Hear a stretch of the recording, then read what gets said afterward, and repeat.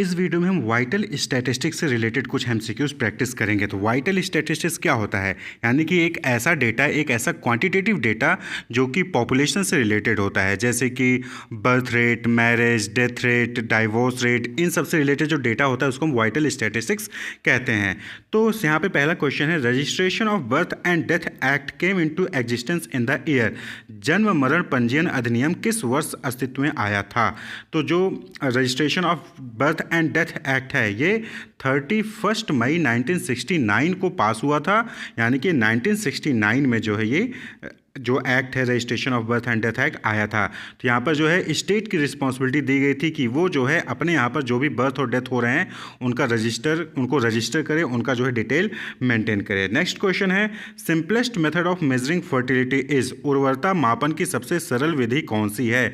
Fertility rate क्या होता है? Ability of individual to reproduce, यानी कि वुमेन की एक कैपेसिटी होती है कि वो जो है बच्चों को जन्म दे सकें, तो इसको फर्टिलिटी रेट कहते हैं। तो यहाँ पर जो सिंपलेस्ट मेथड है मेजरिंग फर्टिलिटी वो कौन सा है?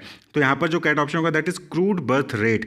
देखिए क्रूड बर्थ रेट में क्या होता है कि यहाँ पर एज डिफरेंसेस होते हैं उनको नहीं लिया जाता है, उनको कंसीडर नहीं किया जाता है। तो क्रूड बर्थ रेट क्या होता है? Total number of children born in year divided by mid year population into 1000 कर देते हैं, तो क्रूड बर्थ रेट आ जाता है।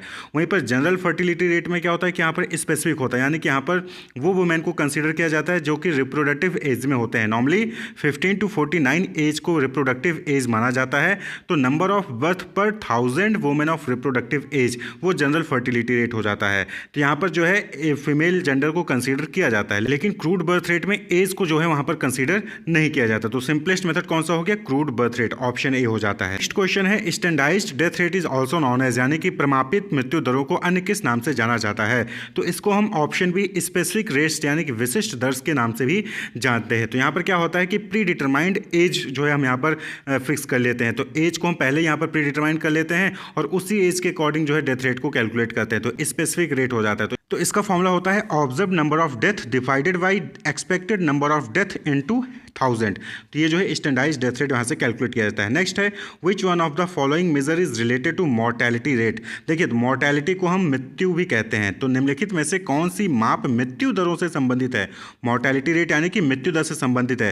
तो यहाँ ऑप्शन आप देख के क्लियरली समझ जाएंगे कि बर्थ रेट, फर्टिलिटी रेट ये दोनों ही बर्थ से रिलेटेड है, लेकिन क्रूड डेथ रेट यहाँ पर सिंपल नाम में ही क्लियर है कि डेथ रेट सिर्फ crude death rate, option D ही है जो कि मृत्यु दर से रिलेटेड है। तो ऑप्शन डी जो है यहाँ पर करेक्ट ऑप्शन हो जाएगा। नेक्स्ट क्वेश्चन है, the statement the frequency of vital events in population is measured by a vital statistics rate often called simply a vital rate is given by, यानी कि एक डिफिनेशन है कि जनसंख्या में घटित होने वाली विशिष्ट जीवन घटनाओं की आवृत्ति को जीवन संभव दर या प्रायः इसे जीवनांक दर कहते हैं।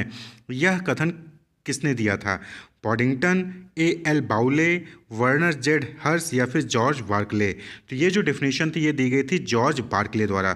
जॉर्ज बार्कले ने कहा था कि the frequency of vital events in population is measured by a vital statistics rate, जिसको हम वाइटल रेट भी कहते हैं। वाइटल इवेंट यानी कि डेथ रेट, जो मैरिज रेट है या फिर बर्थ रेट है, ये वाइटल इवेंट्स होते हैं पॉपुलेशन में। क्लियर? तो इनको जो मेजर करते हैं उसको वाइटल स्टैटिस्टिक्स रेट कहा जाता है।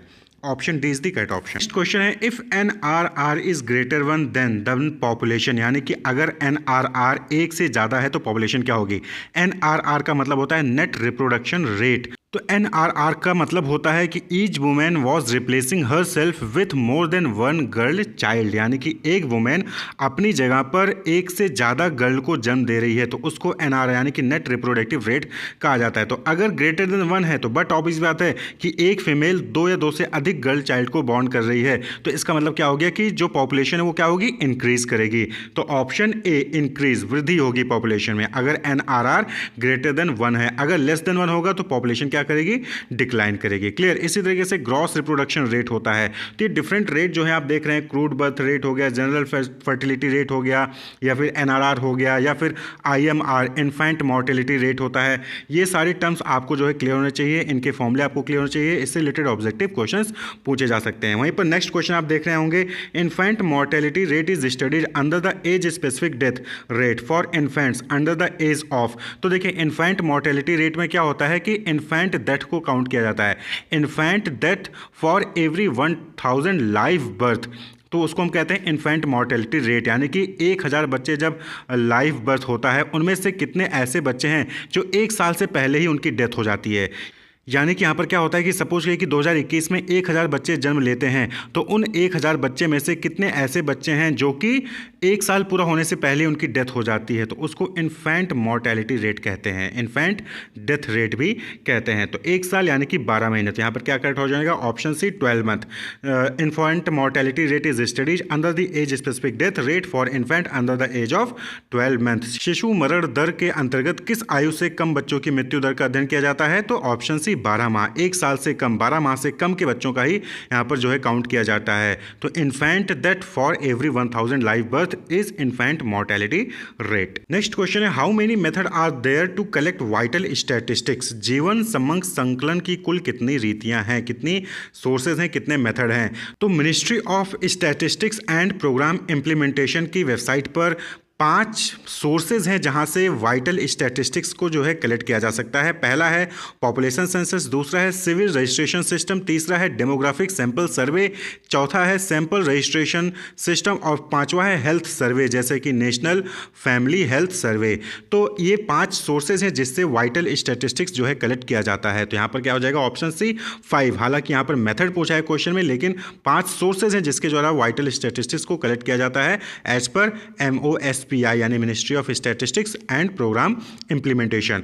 तो population census, civil registration system, demographic sample survey, sample registration system और हेल्थ सर्वे, इन 5 सोर्सेज द्वारा वाइटल स्टैटिस्टिक्स को कलेक्ट किया जाता है। नेक्स्ट क्वेश्चन है, dash define it as a life history of a hypothetical group और cohort of people as it is diminished gradually by death. तो यहाँ पर जो है एक चीज़ मिसिंग है कि लाइफ टेबल। लाइफ टेबल की डिफिनेशन है, actually life table is a life history of a hypothetical group or cohort of people as it is diminished gradually by death। तो ये डिफिनेशन किसने दी थी, यहाँ पर पूछा गया है। तो ये जो डिफिनेशन है दिया गया था option B George Barclay. George Barclay ने ये डिफिनेशन दी थी कि लाइफ टेबल जो है वो एक लाइफ हिस्ट्री होती है हाइपोथेटिकल ग्रुप और कोहर्ट ऑफ पीपल की। ऑप्शन बी जॉर्ज बार्कले जो है ये करेक्ट ऑप्शन है। वहीं पे नेक्स्ट क्वेश्चन है, in the life table generally first column is related to. तो जो लाइफ टेबल में जो पहला कॉलम होता है वो किस चीज़ का होता है, तो option C age interval. Age interval का जो पहला कॉलम होता है वो एज इंटरवल का होता है लाइफ टेबल में। लाइफ टेबल क्या होता है, it is use to calculate survival rate. तो सर्वाइवल रेट को कैलकुलेट करने के लिए लाइफ टेबल का यूज़ किया जाता है और ये डिफिनेशन जो है लाइफ टेबल की जॉर्ज बार्कले ने दी थी। नेक्स्ट क्वेश्चन है, the item under the state list. तो आपको पता होगा कि आर्टिकल 246 में 3 लिस्ट दिए गए हैं, यूनियन लिस्ट, स्टेट लिस्ट और कॉन्करेंट लिस्ट। ये जो 3 लिस्ट होती हैं ये एक्चुअली पावर को डिवाइड करती हैं कि क्या पावर है सेंट्रल के पास किन चीज़ों को लेकर सेंट्रल स्टेट गवर्नमेंट के पास पावर है और किन चीज़ों को लेकर दोनों लोग जो है लॉज बना सकते हैं।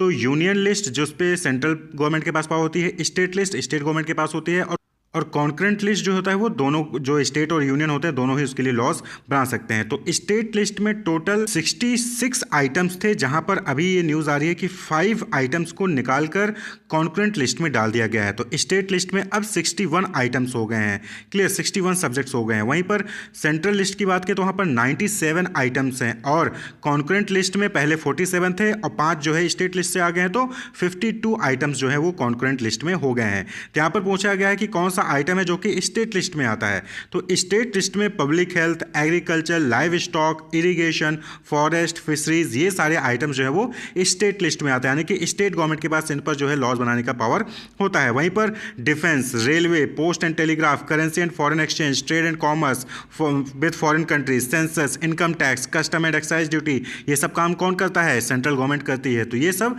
सेंट्रल लिस्ट में आते हैं। वहीं पर ऑप्शन सी जो आप देख रहे हैं, vital statistics, industry, social insurance, labour welfare, relief and rehabilitation, price control, इन सब पर जो है दोनों यानी कि स्टेट और जो यूनियन है वो दोनों ही काम करती हैं। तो ये कॉन्करेंट लिस्ट आता है जहां पर अभी 52 आइटम्स हैं।